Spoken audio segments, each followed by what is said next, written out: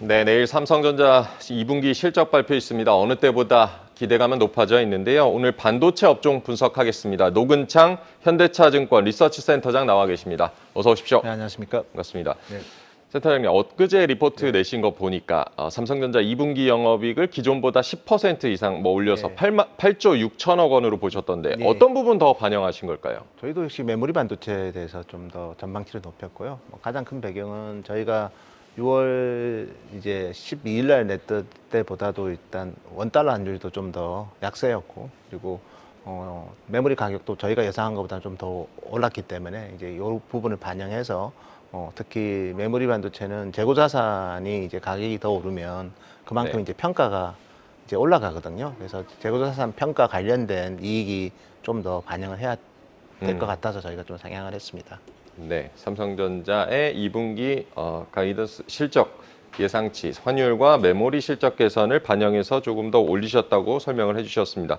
삼성전자 주가 오늘 84,000원 정도의 거래가 되고 있는데 조만간 10만 전자 기대감 가져도 될까요? 어떻게 보십니까? 사실 주가 예측은 쉽지는 않지만 상대적으로 삼성전자 주가가 이제 마이크론 하이닉스 대비해서는 상당히 좀 덜 올랐고요. 그에 따라서 밸류에이션 차이도 많이 나고 있습니다. 하이닉스 같은 경우에는 올해 예상 BPS 기준으로 지금 PBR이 2.3배가 넘는데 삼성전자 같은 경우는 여전히 1.4배 정도밖에 안 되고요. 또 이번 실적이 올해로 끝나는 게 아니라 HBM 수요를 감안해 보면 25년 실적이 양사모도 좋을 겁니다. 밸류에이션은 더 떨어질 건데 이 정도로 격차가 나야 되는지 이게 가장 저희가 봐도 주가가 오를 수 있는 요인 중에 밸류에이션 차이가 너무 벌어졌다. 여기 마이크론 같은 경우에는 사실 시가총액이 하이닉스보다 높습니다. 근데 마이크론의 HBM 매출액은 1억 불밖에 안 됩니다.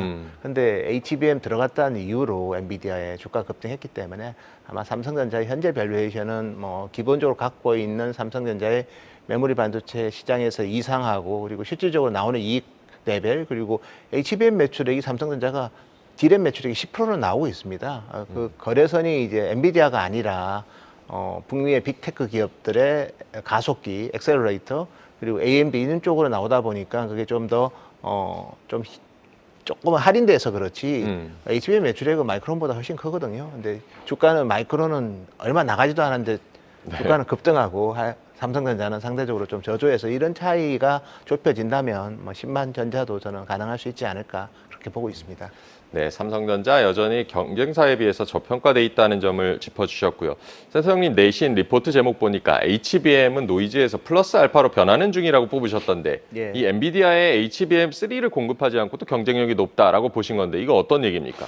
사실은 이제 저희가 봤을 때는 그 삼성전자가 이제 5조 중반 정도 아마 메모리에서 이익을 냈을 것으로 저희는 추정하고 있고요. 그 정도면 하이닉스보다 좀 더 많지 않을까 그렇게 조심스럽게 추정을 합니다. 그러면 하이닉스는 엔비디아 HBM3를 전략적으로 공급하고 만든 이익이고 삼성전자는 그거 없이 만든 이익이기 때문에 그리고 HBM 때문에 삼성전자 주가가 되게 좀 언더퍼폼을 많이 했거든요. 그래서 지금까지 엔비디아라는 큰 곡에 못 가는 게 이제 어떻게 보면 상당히 주가에 어떻게 보면 되게 좀 부담을 줬다면 이제는 안 넣고도 비슷한 이익이 났다면 앞으로 넣으면 더 나을 수 있지 않습니까? 그래서 저는 지금까지는 노이즈였다면 이 정도 주가 퍼포먼스면 이제 노이즈가 아니라 이제부터 좀 다르게 봐야 된다. 분명히 저희가 상반기에 HBM 노이즈에 대한 저희가 지적을 했는데 그때는 분명히 그게 맞는 앵글이었고요. 주가도 실제로 그렇게 디커플링이 났고 그렇지만 지금은 이제 이 정도 주가 차이라면 다른 각도에서 봐도 되지 않을까. 그리고 이제 전반적인 엔비디아의 그 HBM 수요를 감안해 본다면 어쨌든 생산 캐파가 많은 삼성전자를 이제 배제하기는 힘든 국면으로 지금 진입하고 있다. 그렇게 보고 있습니다. 네, 삼성전자가 HBM 납품 없이도 충분한 퍼포먼스를 내고 있다는 점을 강조를 해주셨습니다. SK하이닉스 같은 경우는 엔비디아와의 협력 관계가 잘 알려져 있고 센터장님께서는 SK하이닉스가 차별화된 패키징 공법으로 엔비디아 내 1등 지위 유지할 것이라고 계속 보셨던데 이 부분도 설명을 좀 해주실까요? 제가 준비한 차트가 하나 있으니까요. 그 차트를 좀 보시면서 말씀드리겠습니다. 그래서 지금은 이제 엔비디아의 그 제품 로드맵을 보면 지금은 이제 블랙웰이라는 제품을 지금 준비를 합니다. 그래서 저 제품부터 보면 일단 8단도 있지만 12단 제품도 있고요. 여기에 전체적인 그 D램의 HBM 컨텐트를 보면 상당히 많이 올라가죠. 그래서 이미 이제 블랙에를 이제 디자인이 다 끝났기 때문에 올해 뭐 하반기부터 양산에 들어갈 거고, 그래서 그 물량에 대해서는 상당 부분 하이닉스 제품으로 세팅이 좀 많이 된 것 같아요. 그래서 네. 그런 부분들은 뭐 실적에 있어서는 상당히 좀 의미 있게 영향을 줄 것 같고요. 그리고 삼성전자가 HBM을 엔비디아에 들어가더라도 엔비디아가 지금 블랙엠 이외의 제품들도 또 많습니다. 대표적으로 뭐 H200이라는 제품도 있고, 그 제품에도 HBM3E가 또 들어가거든요. 그리고 이제 최근에는 이제 엔비디아가 많은 비즈니스를 하는데, 그 중에 대표적으로 이제 아예 AI 서버 자체를 만들어서 렉으로 비즈니스를 합니다. 그래서 그 제품 같은 경우에는 일단 72개의 GPU가 들어가거든요. 그래서 네. 그런 제품들 같은 경우에도 뭐 블랙에일 기본 뭐 세팅 제품은 당연히 하이닉스가 들어가지만 그런 파생 제품에는 어떻게 보면 HBM이 그 공급이 좀 타이트할 수가 있기 때문에, 물론 마이크론도 들어가는 거 아니냐 하지만 마이크론 캐파가 많지가 않습니다. 그리고 사실 이 HBM이라는 게 두 가지 공정이 필요하고, 하나가 이제 TSV를 뚫어야 되고요. 두 번째는 이제 D램으로 어쨌든 그 이제 충당 가능하냐가 중요한데, TSV로 이제 이렇게 홀을 만들 때 보면 이게 그 공정을 다른 용도로 전용할 수가 없습니다. 그래서 투자할 때 많이 한다고는 하지만 조금 더 이제 신중하게 투자하는 경향이 있고요. 그렇게 본다면 이미 기타 거래선 비중이 높은 뭐 삼성전자 같은 경우에는 뭐 상당히 좀 캐파가 많다 보니까 그런 관점에서도 최소한 엔비디아도 삼성전자를 좀 공급선으로 저희는 등재시킬 가능성이 이제부터는 좀 더 많지 않나, 그래 보고 있습니다. 네.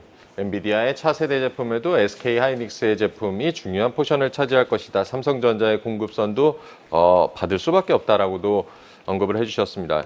지금 뭐 SK 하이닉스가 AI 칩 쪽에서는 더 이제 주목을 받는 것은 분명은 한 것 같고요. 삼성전자가 뭐 하반기에 엔비디아의 이런 퀄 테스트만 통과하면 판도가 변할 수 있다. 이런 의견도 있습니다. 어떻게 보십니까? 그래서 제가 이제 앞에 답변에 이제 그 내용을 많이 좀 포함시켜 놓은 것 같은데요. 그래서 블랙엘의 기본 물량은 아마 하이닉스가 많이 공급할 거로 저희는 추정하고 있습니다. 그래서 그 판도가 크게 변하지는 않을 것 같고요.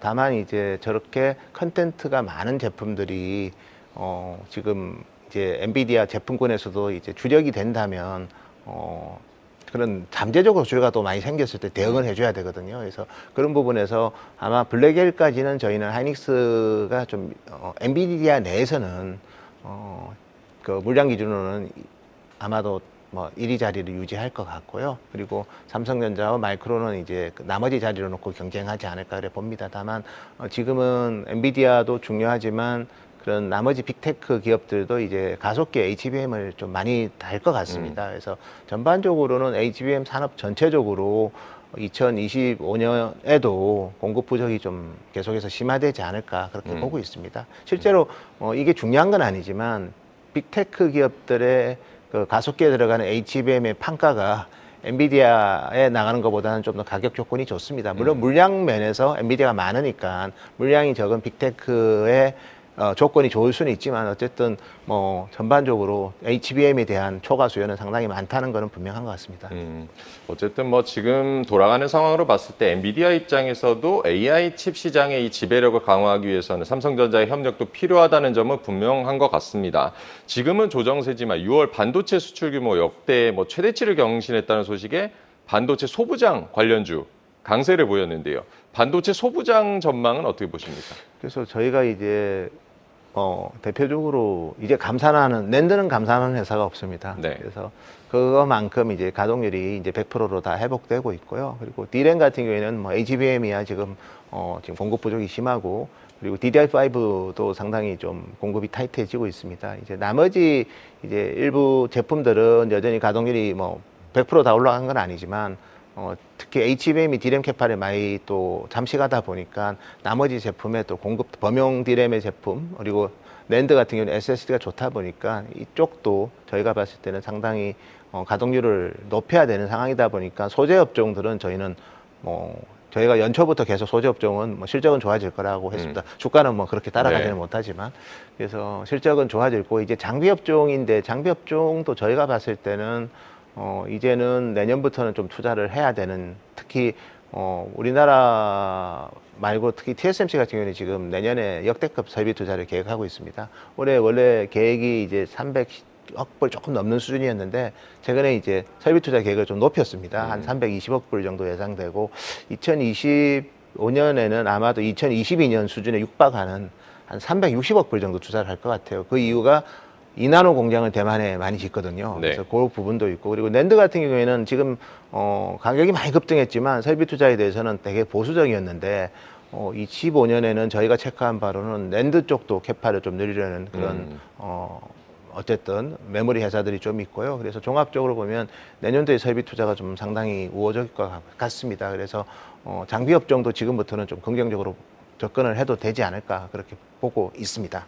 네, 반도체 소재 업종 실적이 좋아질 것이고 장비 업종도 TSMC의 역대급 설비 투자 준비하고 있다는 점까지 언급을 해주셨습니다. 반도체 장비 업종 전 세계적으로 봤을 때 TSMC 얘기는 해주셨지만 지금 현황은 어떤지는 좀 짚어주실까요? 예, 그래서 제가 준비된 차트가 있는데요. 그 자료가 이제 이쪽이 이제 전공정 장비입니다. 요즘 네. 제일 뜨거운 게 사실 우리 첨단 패키징은 후공정이거든요. 그래서 전공정 장비 회사들은 실적은 사실은 작년에 되게 안 좋았습니다. 매출액 보면 2023년에 이제 950억 불로 이제 2022년보다 줄었는데, 근데 사실 연초에는 한 800억 불 받거든요. 한 20% 줄 줄 알았는데 이제 중국 회사들이 투자를 작년에 너무 많이 했습니다. 파운드리 회사들이. 그래서 실질적으로 중국 효과 때문에 작년에는 이제 설비 투자가 기장 기대보다는 그래도 덜 감소했고요. 그렇지만 2024년에는 다시 설비 투자가 늘고 있고요. 내년 같은 경우에는 이제 두 자릿수 성장이 대부분 예상하고 있습니다. 그래서 내년에는 이제 특히 낸드 투자도 좀 의미 있게 진행될 가능성이 있어 보이고요. 올해는 이제 D램 쪽 투자가 많은데 D램도 보면 주로 HBM 그리고 이제 DDR5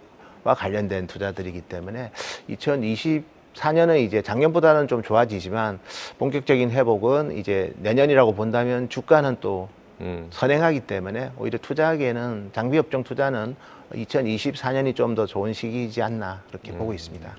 네, 2024년 이 설비 투자 늘고 있고 내년 두 자릿수 늘어날 것으로 보인다. 낸드 쪽 장비 수요도 늘고 있다는 점까지 강조를 해주셨습니다. 첨단 패키징, AI분과 함께 주목받으면서 주가도 많이 올랐는데 상승 여력이 있을까요? 어떻게 보십니까? 예, 그래서 제가 세 번째로 준비한 차트가 네. 있으니까요. 그쪽 한번 봐주십시오. 그래서 저희가 이제 23년은 저희가 분명히 말씀드린 것처럼 글로벌하게 반도체 전공정 장비 시장 감소를 했습니다. 보시면 도쿄 일렉트론은 이제 일본을 대표하는 전공정 장비 회사인데 작년에 매출액이 17% 줄었습니다. 네. 근데 반면에 이제 2023년에도 디스코라고 해서 어떻게 보면 웨이퍼를 그라인딩하고 다이싱, 이제 절단하는 웨이퍼를 칩으로 절단하는 세계 1등 기업이죠. 그 다음에 이제 시바우라라고 해서 우리 한국으로 치면 한미반도체 같은 본딩 회사인데 작년에 매출액이 다 늘었고요.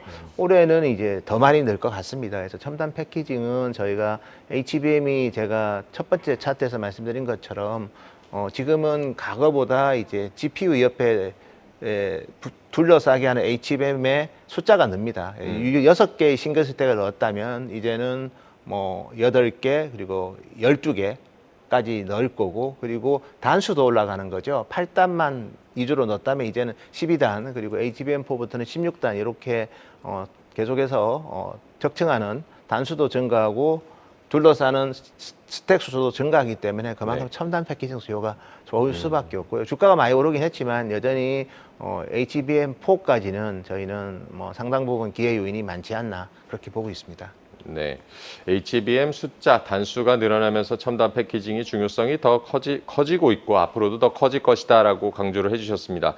엔비디아는 지난 밤에는 반등하기는 했지만 한동안 주가 좀 부진했습니다. 오를 만큼 이게 오른 건지 더 오를 수 있는 건지 센터장님 어떻게 보십니까? 네, 제가 제일 많이 받는 질문이긴 합니다. 엔비디아 올해 데이터 센터 GPU 매출액은 아마 US 달러로 한 1,000억 불 정도 될 것 같습니다. 1,000억 불의 의미는 D램 시장이 가보지 못한 금액입니다. D램 시장이 아직까지 1,000억 불 간 적이 없거든요. 네. 그러니까 엔비디아의 데이터 센터 GPU 매출액만 작년에 471억 불인데 올해 한 1,000억 불 정도 될 것 같고요. 근데 이게 아직 블랙웰이 안 나온 상태에서 이 정도의 숫자가 나온다는 거죠. 물론 뭐 올해 연말에는 블랙엘이 기여를 할 거지만, 그래서 저희가 봤을 때는 이제 블랙엘, 그다음에 루빈 이런 제품들을 보면 HBM 용량들이 다 계속 올라가거든요. 그 말은 GPU 가격도 계속 오른다는 겁니다. 그래서 엔비디아의 실적은 뭐 그런 부분에서는 뭐 여전히 우상향할 것 같고요. 두 번째는 엔비디아가 이제 다양한 비즈니스를 하는데, 대표적으로 이제 하드웨어적으로는 이제 CPU를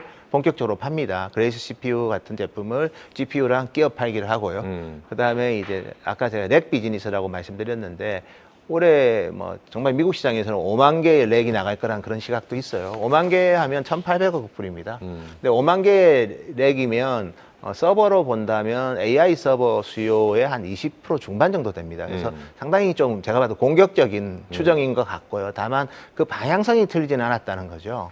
그래서 그 정도면 이제 올해 매출액보다 그 5만 개의 렉만 팔아도 올해 매출액에 거의 2배 가까워지거든요. 그래서 그런 솔루션에 대한 뭐 시장의 관심들이 분명히 있다는 거, 그 부분은 실적 면에서 저희가 봐도 EPS에 좀 기여를 많이 하는 거고요. 다만 이제 밸류에이션 관점에서는 결국 이제 이런 뭐 실적, 하드웨어적인 실적보다는 솔루션에 관심이 많고요. 대표적으로 이제 NIM이라는 뭐 추론 서비스, 그래서 이제 바이오 기업들까지도 AI 솔루션이 없어도 엔비디아의 솔루션을 쓰면 누구든 다 AI 솔루션을 확보할 수 있다는 거. 그다음에 이제 옴니버스라고 해서 이제 3D 컨텐츠를 구축하는 플랫폼을 통해서 이제 디지털 트윈이 또 구현이 되거든요. 그래서 엔비디아가 보여줄 거, 뭐 자동차 쪽도 엔비디아가 넘버 2입니다. 지금 솔루션 관점에서. 그래서 저희가 봤을 때는 뭐 여러 가지로 보여줄 카드가 많아서 당연히 주가는 조정이 있겠지만 조정 시에 잘 사신다면 여전히 보여줄 카드가 많은 회사다.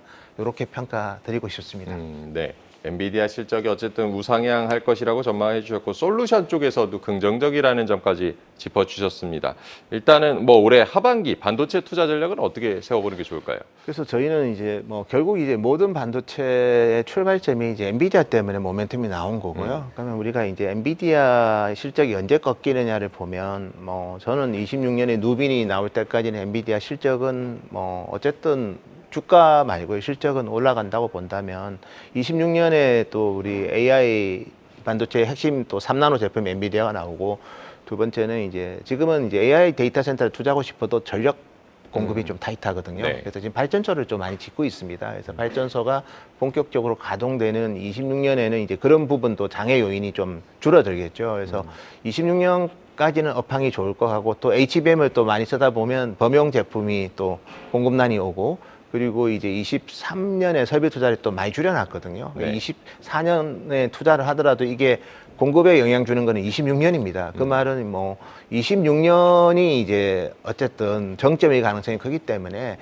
24년에 이제 아무리 이제 반도체 주식이 1년을 뭐 가까이 선행을 하더라도 26년이 좋으면 24년에 너무 겁먹을 필요는 없는 거거든요. 내년에 리스크 관리하는 게 맞을 것 같고, 그래서 조정식 매수 전략 여전히 저는 유효하다, 그렇게 말씀드릴 수 있을 것 같습니다. 네, 2026년까지 반도체 업황은 좋을 것이다. 너무 지금 상황에서 미리 겁먹을 필요는 없다라고도 짚어주셨습니다. 어쨌든 뭐 이제 슬슬 미국의 대선도 다가오고, 뭐 올해 연간으로 봤을 때는 기술주들 뭐 이렇게 대선과 맞물려서 좀 조정 가능성에 대해서는 어떻게 보십니까? 저희가 봤을 때는 매크로를 무시하고 AI로 지금 주가가 오른 거지 않습니까? 네. 뭐 매크로가 좋았고 그렇지는 않습니다.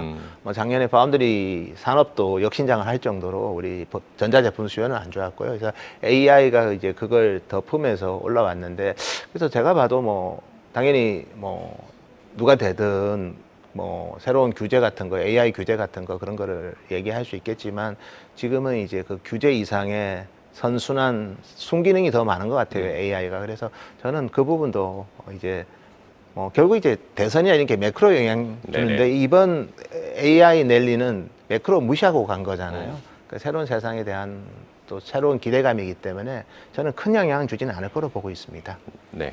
그동안 매크로 상관없이도 AI 랠리는 이어져 왔다는 점, 뭐 이런 매크로 여건의 변화에 상관없이 AI 랠리는 지속될 수 있다는 긍정적인 전망까지 해주셨습니다. 오늘 현대차증권의 노근창 리서치 센터장과 얘기 나눠봤습니다. 고맙습니다. 감사합니다. 계속해서 다양한 경제 이슈를 알고 싶다면 구독과 좋아요, 알림 설정 부탁드립니다. AI 캐스터 권미정이었습니다.